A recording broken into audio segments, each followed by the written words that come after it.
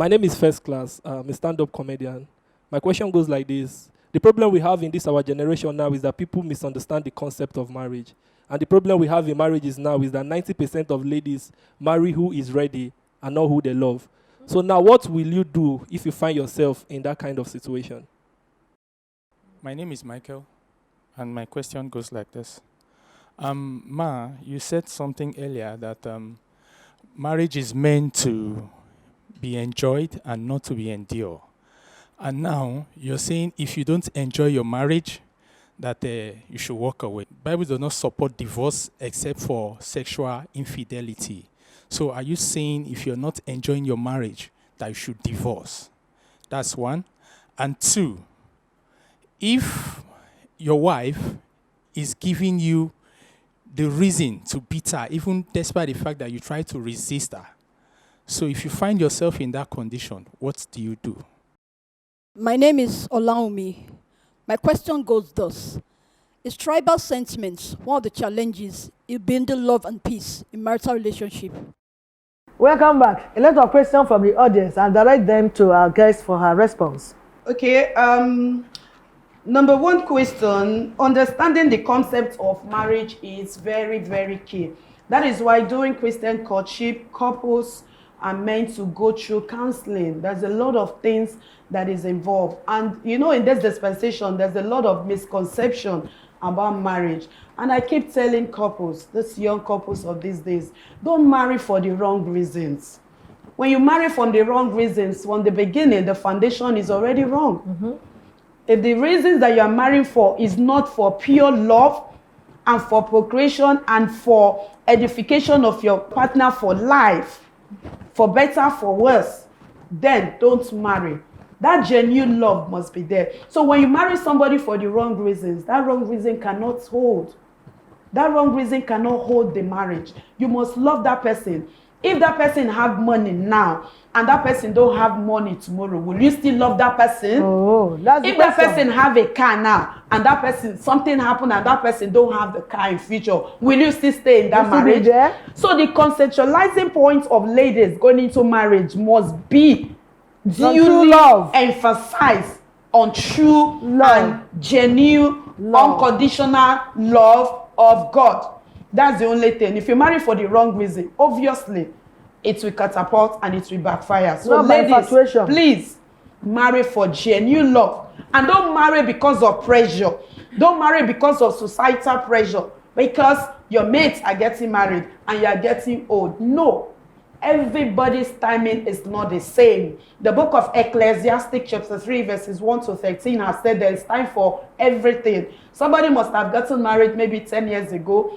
10 years down the line, the person has still not gotten a child. But somebody that have just gotten married, maybe just a year after that timing, and after a few months, she has gotten a child. So you see, everybody's timing is not the same. Don't be under pressure to marry for the wrong reason. When you marry for the wrong reason, obviously, I'm sitting here to say 100% that marriage will not last. It will not suffice. So please, let's be guided aright. Then the next one, number 2, it said, if you are not enjoying the marriage, should you take a walk or should it be divorced? No.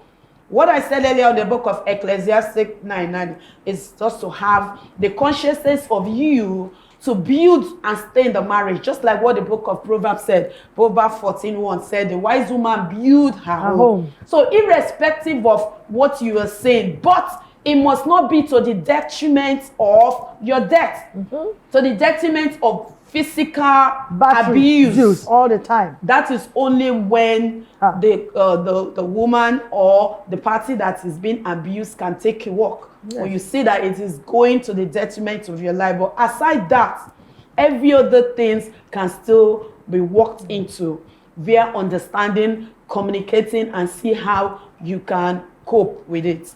Then the other aspect that you said, your friend already vowed when he was single that he's not going to abuse the woman. But when he got married, he found himself doing that. That is, how do I put it? It's now the lack of self-control virtue that the Bible talk about in the book of Galatians chapter 5 verses 21 to 22 as fruit of the Spirit. You know, like I said earlier on, every marriage needs to be founded on the foundation of Christ. And every couple needs to fear God.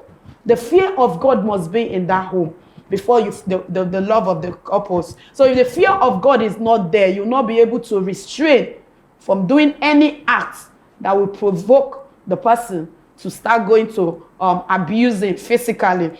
If that restraint of self-control is not there, then he's not a man. So every man must be able to take this advice, irrespective of how the wife push you.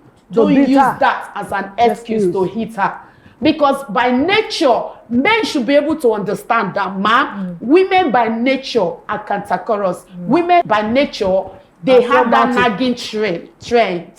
Their power is in their tongue, in their mouth. Yes. So every man must be able to understand this as part of his own responsibility to build his immune system towards that attitude as he's going into marriage. That is one of the key factors that shows that you are a man that is ready for marriage. Yes. So don't use that as an excuse. Real men don't be their wives. Escape route to say she pushed you to the wall. So you are not a real man. Will somebody push you to do evil? The Bible said no. We must flee from all evil. The book of James chapter 5 verse 6 says, wear on the whole armor of God, resist the devil, and he will go. Flee, if as at that time the devil has entered your wife, you the man, knowing what is happening, then you must resist it by trying to see how you can avoid that. Then you make a fool of her. If she's hitting you, talking blah, blah, blah, blah, and you're silent to her, already you're ridiculing her, you're making a fool of her. She on her own will not say, he's not even answering me. She will go and perch. Then maybe later come and apologize.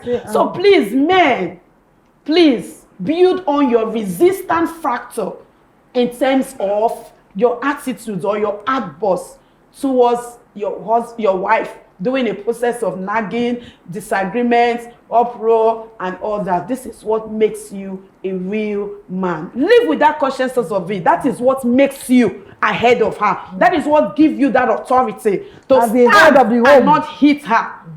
So show psychological maturity, spiritual maturity, and manly maturity by not hitting her, irrespective of how she push you. I'm sure she cannot even beat you to that extent that she wants to put it and be beating you. No, now you are still the man. So I think, but at the same time, too, to balance it. Okay. For the fact that women's power belongs to their tongues, please don't use your tongue anyhow. Yes. To your husband, who man you call your husband, you reduce him to nothing.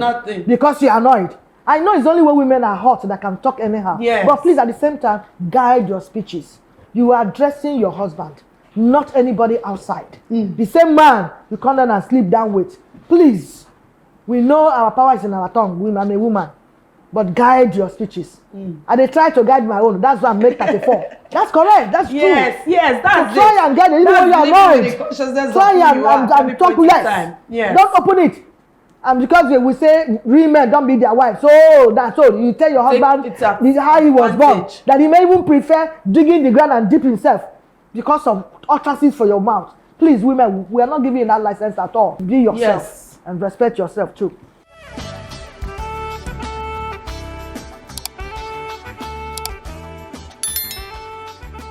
This is VVV